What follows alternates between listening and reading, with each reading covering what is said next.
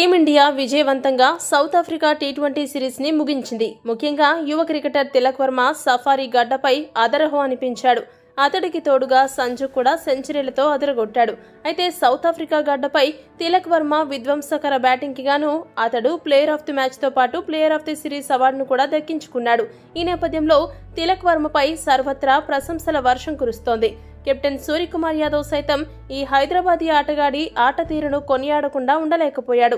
ఇక 4వ టీ20 ముగిసిన తర్వాత అవార్డు స్వీకరిస్తున్న సమయంలో వరుసగా 2 శతకాలు బాదడంపై తిలక్ వర్మ స్పందిస్తూ ఏమన్నాడంటే, ఇదంతా మీ వల్లే అంటూ కెప్టెన్ సూర్యకి కృతజ్ఞతలు తెలియజేశాడు. అతడి నిస్వార్థమైన కెప్టెన్సీ కారణంగానే తనకి 3వ స్థానంలో ఆడే ఛాన్స్ దక్కిందంటూ సూర్యకుమార్ యాదవ్ని ఆకాశానికి ఎత్తేశాడు. అతడిపై తన అభిమానాన్ని చాటుకున్నాడు. అయితే అందుకు బదులుగా సూర్య తాజాగా స్పందించాడు. సూర్య మాట్లాడుతూ ఏమన్నాడంటే, ఒక కెప్టెన్ గా జట్టుకి ఏం కావాలో అది మాత్రమే నేను చేశాను. నా స్థానం తిలక్ వర్మ లాంటి సెన్సేషనల్ బ్యాటర్ కి త్యాగం చేసినందుకు గర్వంగా ఉందని హుందాగా బదిలిచ్చాడు. అంతేకాదు, నువ్వు థ్యాంక్స్ చెప్పాల్సింది నాకు కాదు, సెలెక్టర్లకు.